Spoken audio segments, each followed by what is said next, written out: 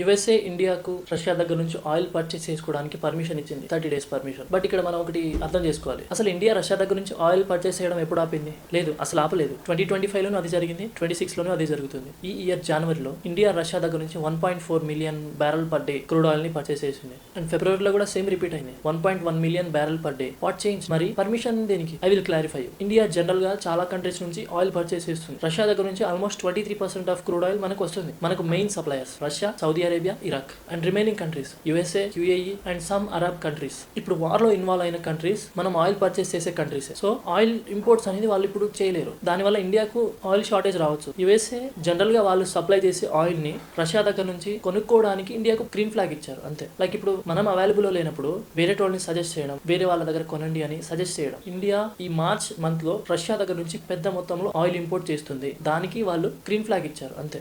Geo politics లో everything happens for a reason. దాన్ని మనం ఎలా అర్థం చేసుకుంటున్నాం అనే దాని మీదే డిపెండ్ అయి ఉంటుంది. జై హింద్.